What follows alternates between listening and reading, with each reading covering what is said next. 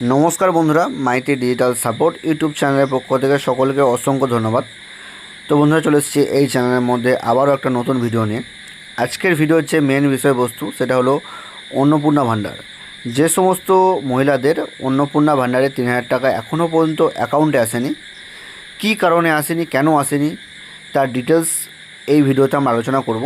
তো ভিডিওটা প্রথম থেকে শেষ পর্যন্ত দেখো, অবশ্যই ভালো লাগবে। তো যারা অফলাইনে ফর্ম ফিল আপ করেছো, মানে অফলাইন মানে হচ্ছে বিডিও বা পঞ্চায়েত অফিসে যারা অন্নপূর্ণা ভাণ্ডারের ফর্ম ফিল আপ করে জমা দিয়েছো, বা যারা অনলাইন বা অফলাইনে যেখানেই জমা দিয়ে থাকো না কেন, তাদের রিজেক্ট বা আন্ডার ইনকোয়ারির কারণে বা পেমেন্ট ফেলিওর কারণে টাকা ঢোকেনি, তাদের জন্য আজকের ভিডিওটা।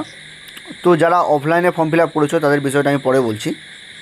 যারা অনলাইনে ফর্ম ফিল আপ করেছো, অন্নপূর্ণা ভাণ্ডারের ফর্ম যারা অনলাইনে ফিল আপ করেছো, তাদের স্ট্যাটাস চেক করার সময় কিছু কিছু জিনিস আসছে, যেটা হচ্ছে রিজেকশান বা আন্ডার ইনকোয়ারি বা পেমেন্ট ফেলিওর বা অ্যাপ্রুভাল। ঠিক আছে? তো যাদের অন্নপূর্ণা ভাণ্ডারের স্ট্যাটাস চেকের সময় অ্যাপ্রুভাল দিয়ে দিয়েছে বা অ্যাপ্রুভড হয়ে গেছে, তাদের টাকা কিন্তু সরাসরি ব্যাংকে চলে এসছে ৩,০০০ টাকা। আর যাদের পেমেন্ট ফেলিওর হয়েছে বা যাদের আন্ডার ইনকোয়ারি রয়েছে, তাদের কি করণীয়? তো যাদের পেমেন্ট ফেলিওর রয়েছে, যাদের রয়েছে তারা কি করবে? তারা পেমেন্ট ফেলিওরটা হওয়ার মূলত একটাই কারণ, ডিবিটি লিঙ্কের প্রবলেম, ব্যাংকের সাথে ডিবিটি লিঙ্কের প্রবলেম। ঠিক আছে? তো ব্যাংকের সাথে ডিবিটি লিঙ্কের প্রবলেমের জন্য কিন্তু এই পেমেন্ট ফেলিওর অপশানটা এসেছে। তো যাদের এই ডিবিটি লিঙ্কের প্রবলেম আছে বা পেমেন্ট ফেলিওর কারণে টাকা ঢোকেনি, তারা ব্যাংকে যে ব্যাংকে ডিবিটি লিঙ্ক করা আছে, বা ডিবিটি লিঙ্ক যদি না করা থাকে, যে ব্যাংকের সঙ্গে ডিবিটি লিঙ্ক করতে চাও সেই ব্যাংকে ডিবিটি লিঙ্ক করে নেবে। আর যদি যে ব্যাংকে ডিবিটি লিঙ্ক করা আছে সেই ব্যাংকের কোনো প্রবলেম থাকলে সেটা ব্যাংকে যেয়ে তোমরা কথা বলে সেই প্রবলেমটা ফিক্স করে নাও। তো প্রবলেম ফিক্স করার পর তোমাদের কিন্তু অ্যাকাউন্টে টাকা ঢুকে যাবে। তারপর হচ্ছে আন্ডার ইনকোয়ারি। যাদের আন্ডার ইনকোয়ারিতে রয়েছে তারা কি করবে? তো যাদের আন্ডার ইনকোয়ারিতে রয়েছে তাদের কিন্তু কোনো ডকুমেন্টস মিসিং হতে পারে বা ডকুমেন্টসের মিসম্যাচ হতে পারে বা কোনো কারণে আন্ডার ইনকোয়ারিতে রয়েছে। তো তারা কি করবে? তো মূলত তাদের জন্য দেখবে একটা ফর্ম এসছে, যেটা চেকলিস্ট ফর্ম। সেই চেকলিস্ট ফর্মে তোমরা কিন্তু ফিল আপ করে জমা দিতে হবে। সেই চেকলিস্ট ফর্মটা তোমাদের দিচ্ছি, যেটা হচ্ছে আমাদের এখানে আশাকর্মী বা আইসিডিএস কর্মী, যেটা হচ্ছে যারা ছোটো বাচ্চাদের পড়ায় খিচুড়ি স্কুলের দিদিমণি, তাদের হাত দিয়ে কিন্তু পাঠাচ্ছে, সেটা ফিল আপ করে তাদেরকে জমা দিতে হচ্ছে। ঠিক আছে? তো সেই ফর্মটা তোমাদের দেখিয়ে দিচ্ছি, চেকলিস্ট ফর্মটা।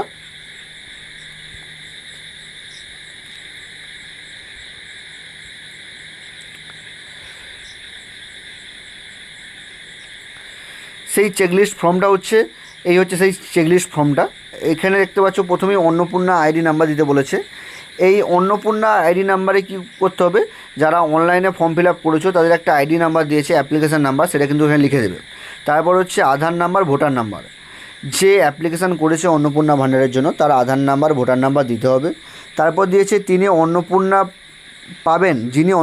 পাবেন তার নাম ভোটার তালিকা থেকে বাদ গেছে কিনা, এটা হ্যাঁ অথবা না লিখে দেবে। তারপর পরপর যে দুটো অপশান রয়েছে, সেই দুটো হচ্ছে এসআইআর অপশান, সেটা হ্যাঁ অথবা না তোমরা লিখে দেবে। তিনি কোনো সরকারি চাকরি করেন কিনা, হ্যাঁ অথবা না লিখে দেবে। তিনি AWWH আশা কর্মী কিনা, সেটা কিন্তু তোমরা এখানে লিখে দেবে, হ্যাঁ অথবা না দেবে।